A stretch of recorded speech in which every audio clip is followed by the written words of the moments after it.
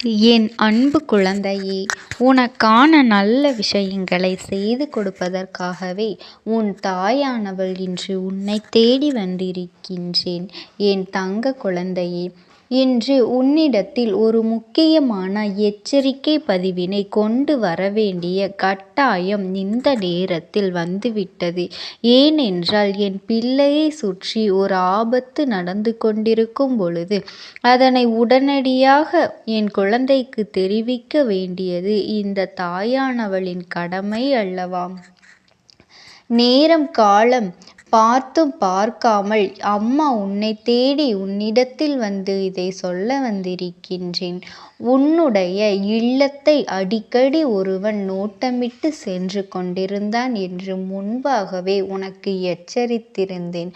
ஆனால் இப்பொழுது உன் இல்லத்திற்கு மிகவும் அருகில் இருக்கின்ற ஒருவன் உன்னுடைய இல்லத்தில் ஒரு விஷயத்தை எடுத்துவிட்டு சென்று விட்டான். அவனினுடைய நடவடிக்கைகள் எதுவுமே சரியில்லை. அவன் உன்னிடத்தில் பேசுகின்ற விதமும் சரியில்லை. நீ சுதாரிப்பாக இருக்க வேண்டிய நேரம். அதனால்தான் உன் அம்மா இதனை உன்னிடத்தில் உடனடியாக சொல்லிவிட வேண்டும் என்று நினைத்து வந்துவிட்டேன். என் குழந்தையே, என்ன நடந்தது? இவர் யார்? என்ன செய்கின்றார்? எந்த விஷயத்தை உன் இல்லத்தில் இருந்து எடுத்து சென்றார்? அதனால் உன் வாழ்க்கையில் என்னென்ன பாதிப்புகள் வந்திருக்கின்றது என்பதனையெல்லாம் கட்டாயமாக இன்று உன் தாயானவள் என் மூலமாக நீ தெரிந்து கொள்ள வேண்டிய நேரம் வந்துவிட்டது. உன்னுடைய வாழ்க்கையில் நடந்து கொண்டிருக்கின்ற சில விஷயங்கள் எப்பொழுதுமே உன்னுடைய மனதிற்கு வேதனையை கொடுப்பது போல இருந்தாலும் ஏதாவது ஒரு பிடித்தம் உன்னை வாழ்க்கையில் மீண்டும் வாழ வேண்டும் என்று சொல்கின்றது. ஒருவேளை அது தெய்வத்தின் மீது உனக்கு இருக்கின்ற பிடித்தமாக கூட இருக்கலாம். தெய்வத்தின் மீது உனக்கு இருக்கின்ற நம்பிக்கையாக கூட இருக்கலாம். இந்த நம்பிக்கையை கொண்டு நீ எப்பொழுதும் வாழ வேண்டும் என்று நினைக்கின்றாய் அல்லவா? அது ஒன்றே உன்னை மேலும் மேலும் நல்ல நிலைக்கு அழைத்து கொண்டு வரும். அப்படி இருக்கின்ற இந்த வாழ்க்கையில் இன்று உன் தாயானவள் நான் உனக்கு சொல்கின்ற இந்த விஷயங்கள் எல்லாமும் உன்னுடைய வாழ்க்கையில் அப்படியே நடந்து கொண்டிருக்கின்றது. இது உனக்கு பிரச்சனைகள் என்று நான் சொல்ல வரவில்லை. ஆனால் உனக்கு நடக்கின்ற இந்த விஷயம் கூட நீ தெரியாமல் இருக்கின்றாய் என்பதுதான் உன் அம்மாவினுடைய ஆதங்கம். என் பிள்ளையே, எல்லோரையுமே கண்மூடித்தனமாக நம்பிவிடக் கூடாது. ஒருவர் நல்லபடியாக சிரித்து சிரித்து பேசுகின்றார் என்பதற்காக அவர்கள் செய்கின்ற விஷயங்களையெல்லாம் நாம் அப்படியே நம்பிவிடக்கூடாது. அதிகமாக சிரித்து பேசுகின்றவர்கள் எல்லா நிலையிலும் உனக்கு ஆதரவாக இருப்பது போல நின்று கொண்டிருப்பவர்களை எல்லாம் எப்பொழுதுமே நீ நம்பிவிடாதே. ஏன் தெரியுமா? இக்கட்டான நிலை வரும்பொழுது, உண்மையாகவே உனக்கு பிரச்சனைகள் வரும்பொழுது, இவர்கள் உன்னை உதறிவிட்டு செல்லும் பொழுதுதான் இவர்களினுடைய உண்மையான மனது என்னவென்று உனக்கு புரிய வரும். அதனால் இக்கட்டான சூழ்நிலை வரும் வரை நீ காத்து கொண்டிருக்க வேண்டிய அவசியமில்லை. உன்னுடைய வாழ்க்கையில் என்ன நடக்கின்றது என்பதனை நீ சற்று பொறுத்திருந்து பார்த்துவிட்டாலே போதும். உன்னை தேடி வந்து இவர்கள் உனக்கு கொடுக்கின்ற அத்தனை துன்பங்களையும் உன்னால் நிச்சயமாக புரிந்து கொள்ள முடியும். என் பிள்ளையே, எப்பொழுதும் நாம் நல்ல நிலையில் இருக்கும் பொழுது நம்மோடு இருந்து உதவி செய்பவர்களை விட நீ கஷ்டத்தில் இருக்கும் பொழுது யார் உனக்கு உதவி செய்கின்றார்கள் என்பதனை பொறுத்து பார்த்தால் மட்டும்தான் ஒருவரினுடைய உண்மையான மனது என்னவென்று உன்னால் புரிந்து கொள்ள முடியும். இது போன்றவர்கள் உன்னுடைய வாழ்க்கையில் வந்து வந்து சென்று கொண்டுதான் இருப்பார்கள். இவர்கள் உனக்கு துன்பங்களை கொடுக்கத்தான் செய்வார்கள். ஆனாலும் என் குழந்தையே, இவர்களை நம்பி நீ ஒரு பொழுதும் ஏமாந்து விடாதே என்றுதான் உன் அம்மா நான் உனக்கு சொல்லி கொண்டிருக்கின்றேன். என் குழந்தையே, உன் அம்மா உன் முன்னால் நிற்கின்ற நேரத்தில் உன் மனதிற்குள் தைரியம் பிறந்துவிட்டது அல்லவா? அப்படியானால் அதே தைரியத்தோடு உன் தாயானவள் சொல்கின்ற வார்த்தைகளை நீ முழுமையாக கேள். என் பிள்ளையே, உன்னுடைய இல்லத்திற்கு அருகில் இருக்கின்ற ஒருவர் இந்த ஆண். உன் இல்லத்தை சில காலமாக நோட்டமிட்டு கொண்டுதான் இருக்கின்றார். உன் இல்லத்தில் என்ன நடந்தாலும் உடனடியாக அதனை வந்துவிடுகின்றார். என்ன ஏது என்று கேள்வி மேல் கேள்வி கேட்டு துளைத்தெடுக்கின்றார். அவருக்கு உன் இல்லத்தில் இருக்கின்ற சந்தோஷம் இருக்கக்கூடாது. உன் இல்லத்தில் கண்ணீர் மட்டும்தான் இங்கு நிரந்தரமாக இருக்க வேண்டும் என்பது எண்ணம். அதற்கு என்னவெல்லாம் செய்ய வேண்டும், எப்படியெல்லாம் செய்ய வேண்டும் என்று பல நாட்களாகவே சிந்தித்து சிந்தித்து உன் இல்லத்திலிருந்து ஒரு பொருளை அவர் எடுத்து சென்று விட்டார். என் குழந்தையே, எவ்வளவுதான் பிரச்சனைகள் இருந்தாலும், எவ்வளவுதான் சோதனைகள் உன்னுடைய குடும்பத்தில் இருந்தாலும், உன் இல்லத்தில் இருப்பவர்கள் யாருக்காவது ஒரு கஷ்டம் என்று ஒன்று வந்தால் எல்லோருமே ஒன்று சேர்ந்து அந்த பிரச்சனைகளை தீர்த்து வைப்பீர்கள். அதுதான் உங்களுக்குள் இருக்கின்ற மிகப்பெரிய ஒற்றுமை. அது மட்டும் அல்லாமல் இத்தனை நாளும் உங்களை அடுத்தடுத்த கட்டத்தை நோக்கி வாழ வைத்து கொண்டிருக்கின்ற ஒரு மிகப்பெரிய நம்பிக்கை. என்ன நடந்தாலும் நமக்கு நல்ல வாய்ப்பு கிடைத்தால் நாம் அதனை பயன்படுத்தி கொள்வோம். நாம் நமக்குள் 1000 தான் அடித்து கொண்டாலும் பிடித்து கொண்டாலும் மற்றவர்கள் முன்னிலையில் யாரும் யாரையும் விட்டு கொடுத்து விடமாட்டோம் என்கின்ற எண்ணம், அந்த ஒரு விஷயம்தான், அந்த ஒரு நம்பிக்கை தான் உங்கள் வாழ்க்கையை இத்தனை காலமும் நகர்த்தி வந்து கொண்டிருக்கின்றது.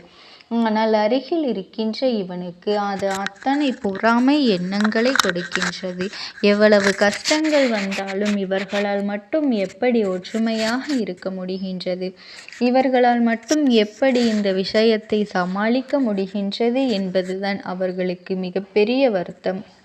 அப்படியானால் ஏதாவது எப்படியாவது செய்து உன்னுடைய வாழ்க்கையில் இருக்கின்ற இந்த நிலையை மாற்ற வேண்டும். உன்னுடைய குடும்பத்தில் இருக்கின்ற இந்த சூழ்நிலையை மாற்ற வேண்டும்.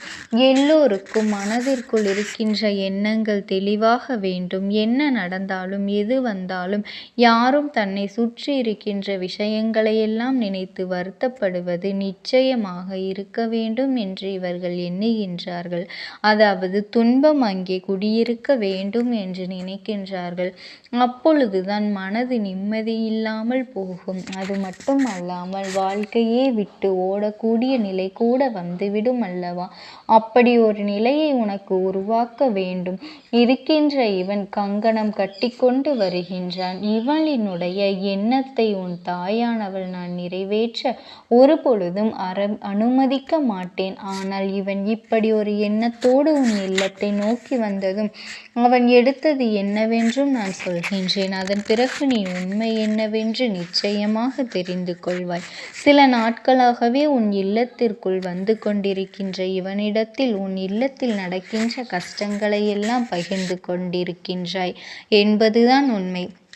அது மட்டுமல்லாமல் உனக்கும் உன் இல்லத்தில் இருக்கின்ற உன்னுடைய துணைக்கும் இடையில் ஏதாவது ஒரு மனக்கருத்து வேறுபாடுகள் இருந்தால் கூட அதனை நீ இவனிடத்தில் வெளிப்படையாக பகிர்ந்து கொள்கின்றாய்.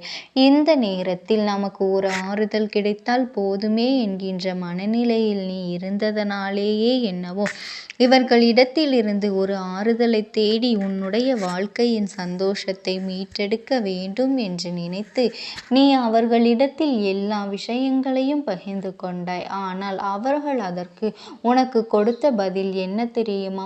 இப்படி ஒரு வாழ்க்கையை எதற்காக வாழ்ந்து கொண்டிருக்கின்றாய்? இதிலிருந்து வெளிவருவதற்கு ஏதாவது ஒரு முயற்சிகள் செய்ய வேண்டியது தானே? நிச்சயமாக நல்ல வழி பிறக்குமே என்று சொல்லி ஒரு குடும்பத்தை எப்படி பிரிக்க வேண்டுமே அந்த அளவிற்கு வேலைகளை செய்து கொண்டிருக்கின்றார்கள். குடும்பத்தில் இருப்பவர்கள் எல்லோருமே நன்றாக இருக்க வேண்டும் என்று நாம் நினைத்து கொண்டிருக்கும் பொழுது நம் மூலமாகவே நம்முடைய குடும்பத்திற்கு ஒரு கெடுதல் நடக்கின்றது என்றால் அதை நிச்சயமாக என்னவென்று கவனிக்க வேண்டும் அல்லவா?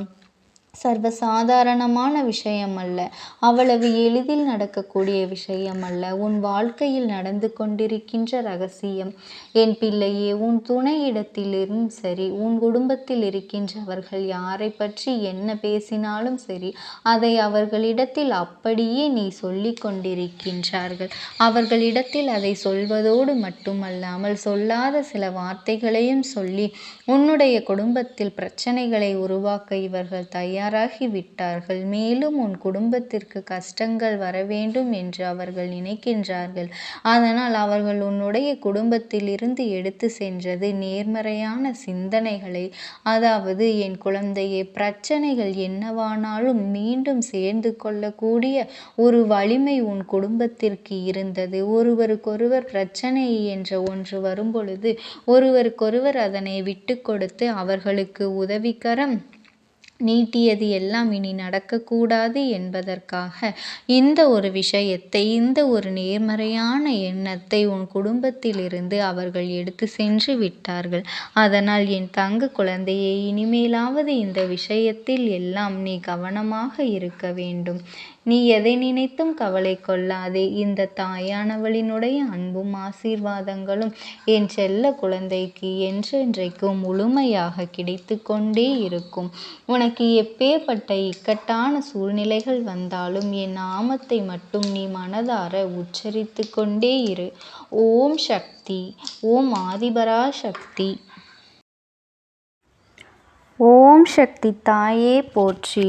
நீ நல்லது நினைத்தால் இந்த தாயின் ஆசீர்வாதத்தில் உனக்கு நல்லது மட்டுமே நடக்கும். என் அன்பு பிள்ளையே, இன்று இந்த நிமிடம் இந்த அம்மாவின் வாக்கினை கேட்கும் பொழுது உன் கர்ம வினைகள் அத்தனையும் நிச்சயமாக உன்னை விட்டு விலகிவிடும் என்பதில் எந்த ஒரு மாற்று கருத்துமே கிடையாது. என் தங்கமே, இன்று உன் அம்மா உன்னிடத்தில் சொல்ல வந்திருக்கின்ற இந்த செய்தியானது மிக மிக முக்கியமான செய்தி. இன்று உன்னுடைய வாழ்க்கையில் நீ மிகவும் அதிகமாக தெரிந்து கொள்ள வேண்டிய ஒரு செய்தியாகும்.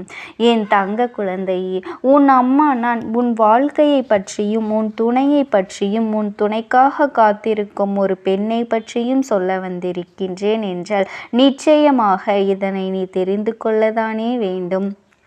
என் அன்பு குழந்தையே, எத்தனையோ நாட்களுக்கு பிறகு உனக்கும் உன் துணைக்கும் இடையில் இருக்கின்ற கருத்து வேறுபாடுகள் கொஞ்சம் மறைந்து இப்பொழுது உன் உறவு உன்னை தேடி வர தயாராகிவிட்டது. இந்த உறவு உன்னை தேடி வரும் பொழுது நிச்சயமாக என் குழந்தை, நீ இந்த வாழ்க்கையில் இந்த உறவின் மீது நீ வைத்திருக்கின்ற அன்பு இன்னமும் அதிகமாகி வரும் பொழுது ஒட்டுமொத்த அன்பையும் அவர்களிடத்தில் கொட்டி தீர்க்க வேண்டும் என்று காத்து கொண்டிருக்கின்றாய். ஆனால் நான் சொல்கின்ற ஒருவர் இப்படியெல்லாம் உன் வாழ்க்கையில் நடந்துவிடக்கூடாது என்பதற்காகத்தான் இந்த விஷயங்கள் எதுவுமே உன் வாழ்க்கையில் மாற்றங்களை கொண்டு வந்துவிடக்கூடாது என்பதற்காக இடையில் வழிமறைத்து உன்னுடைய சந்தோஷங்கள் அனைத்தையும் பறிப்பதற்காக காத்து கொண்டு இருக்கின்றது என்பதனை நீ தெரிந்து கொள். இப்படி உனக்கும் உன் உறவுக்கும் இடையில் வழிமறித்து நிற்கின்ற இந்த பெண் யார்? அவளின் தேவைதான் என்ன? உன் வாழ்க்கைக்குள் அவள் நுழைய வேண்டிய காரணம் என்ன? அம்மா உனக்கு அதனை நான் வெளிப்படையாக சொல்லிவிட வந்திருக்கின்றேன். என்னவென்றாலும் வெட்டு ஒன்று துண்டு ரெண்டு என்று பேசுகின்ற உன் தாயானவள் நான் அல்லவா? எதையும் ஒளித்து மறைத்து வைக்க தெரியாதவள். ஏனென்றால் இந்த வாழ்க்கையை இங்கு பதம் பார்க்க நினைத்து விட்டார்கள். இதற்கு மேலும் நாம் மறைத்து வைத்து இவர்கள் துன்பங்கள் கொடுப்பார்கள் என்று யோசித்து கொண்டிருந்தோமேயானால் இந்த வாழ்க்கை மேலும் மேலும் பல கஷ்டங்களை உனக்கு தந்து கொண்டே இருக்கும். மேலும் மேலும் பல இன்னல்களை உன் வாழ்க்கையில் நடத்தி கொண்டே இருக்கும். அதனால் உன்னை தேடி வருகின்ற ஒவ்வொரு விஷயங்களுக்கும் சரியான புரிதலை கொடுக்க வேண்டும் என்றுதான் உன் அம்மா நான் இன்று உன் முன்னிலையில் வந்திருக்கின்றேன். என்னவாகிவிட்டது, ஏதுவாகிவிட்டது என்று என் குழந்தை நீ வருத்தப்படுகின்றாய் அல்லவா? ஆனால் உன்னை தேடி வருகின்ற விஷயங்களும் உனக்கே உனக்கான உண்மைகளும் இந்த வாழ்க்கையில் இனிமேல் உனக்கு மிகப்பெரிய புரிதலை உனக்கு கொடுக்க வேண்டும். இந்த வாழ்க்கையில் மிகப்பெரிய மாறுதல்களை கொடுக்க வேண்டும். உன்னை சுற்றி வருகின்ற அத்தனை விஷயங்களிலும் உனக்கான உண்மைகளை நிச்சயமாக நீ எடுத்து சொல்ல வேண்டும். இதையெல்லாம் இந்த அம்மா உனக்கு எடுத்து சொல்ல வந்திருக்கும் பொழுது என்னையே உன்னிடத்தில் பேச விடாமல் தீய சக்திகள் தடுத்து நிறுத்தத்தான் முயற்சி செய்கின்றது. எங்கே உனக்கு இந்த அம்மா நல்ல விஷயத்தை சொல்லி உன்னை நல்வழிப்படுத்தி விடுவாளோ? வாழ்க்கையில் தீமைகள் எல்லாம் சேர்ந்து சேர்ந்து நடத்துகின்ற விஷயங்கள் உன் கண்முன்னால் கொண்டு வந்து நிறுத்திவிடுவாளோ என்று சொல்லி இங்கே தீமையின் ஆட்டம் அதிகரிக்க தொடங்கியிருக்கின்றது. எந்த தீமை எத்தனை ஆட்டத்தை ஆடினாலும் இந்த அம்மாவின் முன்னால் அதுவெல்லாம் எடுபடுமா? இந்த அம்மா அதற்கெல்லாம் வாய்ப்புகளை கொடுத்து விடுவேனா? நிச்சயமாக நான் ஒரு பொழுதும் கொடுத்துவிட மாட்டேன் என் தங்க குழந்தையே. அப்படி இருக்கும் பொழுது இந்த வாழ்க்கையில் இப்பொழுது உன்னை சுற்றி நடப்பது எல்லாம் என்னவென்று தெரிந்து கொள்ள வேண்டிய நேரம் உனக்கு வந்துவிட்டது. உன்னை தேடி வந்த இந்த அம்மா இந்த வாழ்க்கையில் உனக்கு நடத்த நினைப்பது எல்லாம் என்னவென்றும் நீ சரியான புரிதலை கொண்டு வந்தும் நிறுத்தும் பட்சத்தில் உனக்கான பல உண்மைகளை நான் தந்துவிட நினைக்கின்றேன். எவ்வளவு துன்பங்களை கொடுத்திருந்தாலும் உன் வாழ்க்கைக்கும் உனக்கும் ஏகப்பட்ட கஷ்டங்களை இவர்கள் கொடுத்திருந்தாலும் இந்த அம்மா நான் இருக்கும் பொழுது இதுவெல்லாம் சாத்தியமல்ல என்பதனை நீ தெரிந்து கொள்ள வேண்டும். ஏன் இப்படி நினைக்கின்றார்கள்? இந்த பெண் எதற்காக உன் வாழ்க்கைக்கு குறுக்கே நிற்கின்றாள் என்று பார்க்கும் பொழுது ஒரு விஷயத்தை நான் புரிந்து கொண்டேன். இது பொறாமை எண்ணத்தை கொண்ட பெண். இந்த பெண்ணானவள் ஒன்று உன் வாழ்க்கை துணையின் தாயாக இருக்கலாம், அல்லது உன் வாழ்க்கை துணையின் உடன் பிறந்த உறவாக இருக்கலாம். என் செல்ல குழந்தையை, யாருடைய நடவடிக்கைகள் அம்மா சொல்வது போல இருக்கின்றதோ அவர்கள் தான் இதை செய்திருக்கின்றார்கள் என்பதனை முதலில் நீ புரிந்து கொள்ள வேண்டும். என் தங்கமே, இத்தனை நாளும் உனக்கும் உன் துணைக்கும் இடையில் ஏற்பட்ட பிரிவு உன்னால் ஏற்றுக்கொள்ள முடியாத ஒரு பிரிவாக இருந்தது. நீ நினைத்து நினைத்து பார்த்து மிகுந்த வேதனைப்பட்டு கொண்டிருந்தாய். மிகுந்த துன்பங்களை நீ அனுபவித்து கொண்டிருந்தாய்.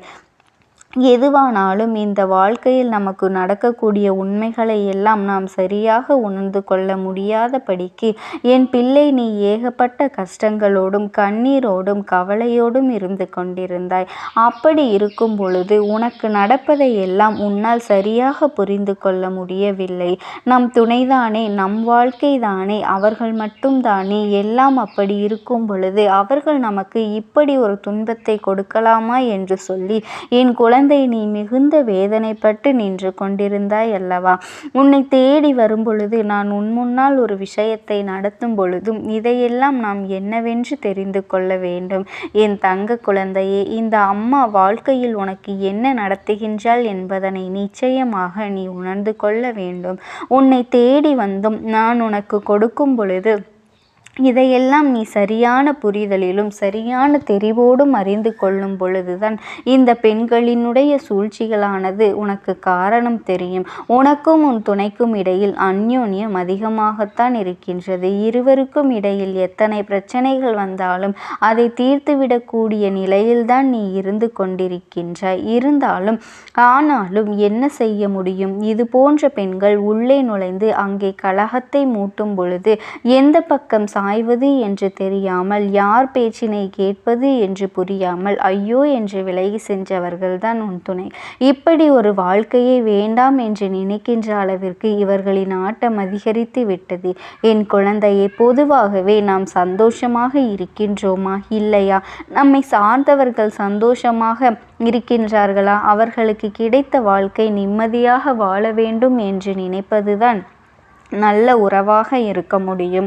ஆனால் அதையெல்லாம் தாண்டி இவர்களுக்கு நல்லது நடக்கக்கூடாது என்று நினைக்கின்றார்கள். உன் துணையோடு நீ சந்தோஷமாக இருக்கக்கூடாது என்று நினைக்கின்றார்கள் என்றால் இவர்கள் நல்ல மனிதர்களே இல்லை என்பதுதானே பொருள். இவர்களின் எண்ணங்கள் எப்படி இருக்கின்றது என்றால், நம் துணையோடு வாழவிடாமல் இவர்கள் செய்கின்றார்கள் என்றால் அந்த இடத்திலேயே எதிர்த்து கேள்வி கேட்க ஒரு முறை துணிந்து விட்டால் அடுத்த முறை உன் வாழ்க்கையை பற்றி பேசுவதற்கு இவர்கள் யோசிப்பார்கள். ஆனால் நீ கொடுத்த இடம்தான் இப்படி ஒரு நிலையை உருவாக்கி